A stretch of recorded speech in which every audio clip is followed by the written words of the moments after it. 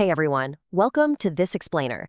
Today we are tracing the absolutely incredible 130-plus-year journey of a true icon in the sports world. We're going to look at exactly how a single football tournament managed to adapt to over a century of massive political, cultural, and commercial shifts. Okay, let's dive into this.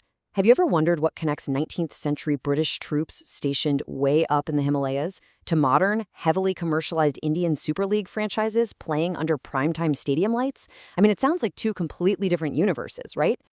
Well, the answer all comes down to the number 3. Because the Durand Cup isn't just old. It is literally the third oldest football competition in the entire world. It sits proudly on the historical podium just behind the legendary English FA Cup and the Scottish Cup. Here is our roadmap for this explainer. First, birth of a football legacy.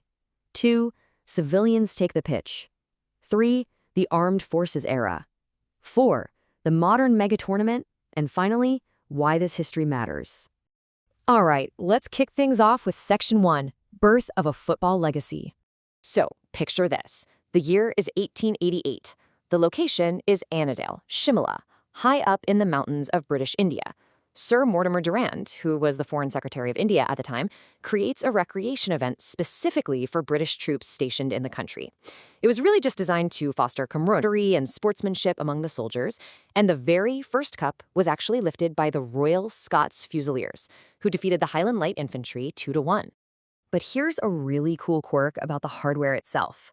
The tournament is entirely unique because the winning team doesn't just get one trophy.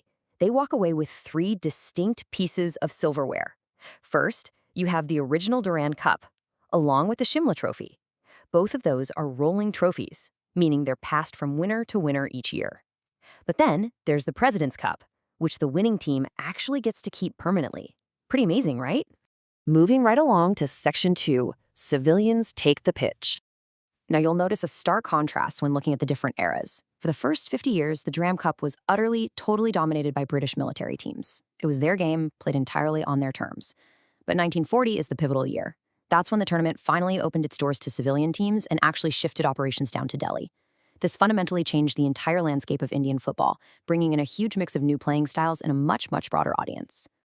And this brilliantly illustrates a much deeper cultural evolution that was happening at the time.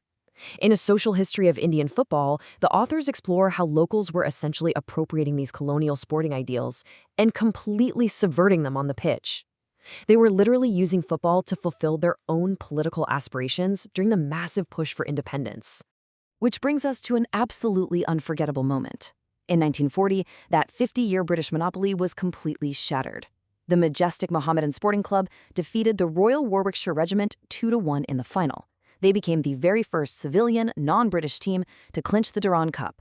This famous win was a massive turning point. Man, it proved, once and for all, that Indian club footballers couldn't just compete with, but could actually defeat the colonial establishment on their own turf. Let's jump to Section 3, the Armed Forces era. So, with the British leaving India post-independence, this historic tournament easily, and I mean very easily, could have just faded away into obscurity. But the Indian Armed Forces stepped up in 1950. They took over management through the Durand Football Tournament Society to actively save this incredible sporting legacy. And a few years later, in 1956, India's first president, Dr. Rajendra Prasad, introduced that permanent President's Cup we mentioned earlier, forever cementing the tournament's true national prestige.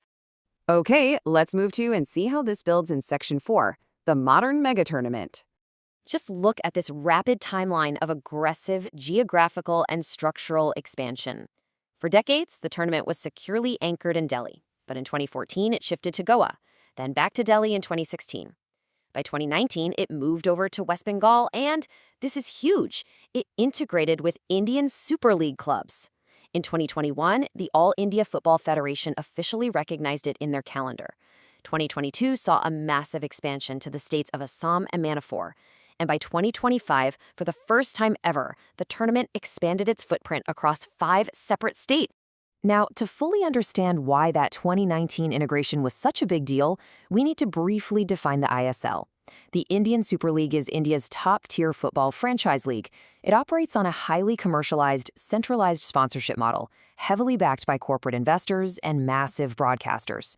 having these ultra-modern franchise powerhouses suddenly enter a 130-year-old traditional cup, that was a structural earthquake for Indian football. And the real game changer is the 2022 mandate. The IFF and FSTL mandated that all top-tier ISL franchises absolutely must participate in the Durand Cup to fulfill Asian Football Confederation match requirements. It was a brilliant move. It effectively crowned this historic tournament as the official, mandatory season opener, forever bridging the gap between traditional heritage and modern commercial football. When you compare 2019 to 2025, it reveals this incredible exponential growth. Think about it. In 2019, it was played in just one state with pretty limited broadcast reach, and an I-League club, Gokulam Kerala, took the title.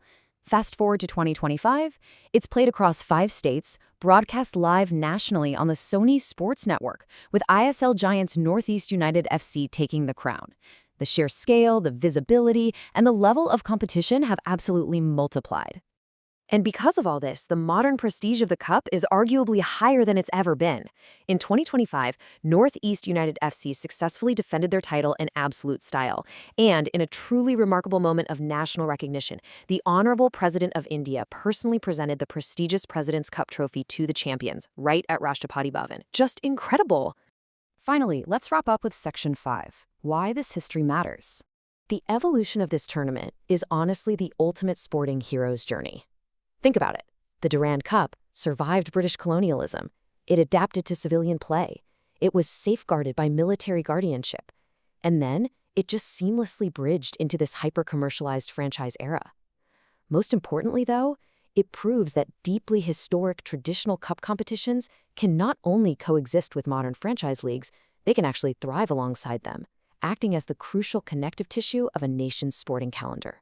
So I want to leave you with this question to chew on. As modern franchise leagues increasingly dominate the business and the attention of global sports, is a structural mandate actually enough to keep deeply historic tournaments like the Durand Cup truly alive and relevant for another 130 years?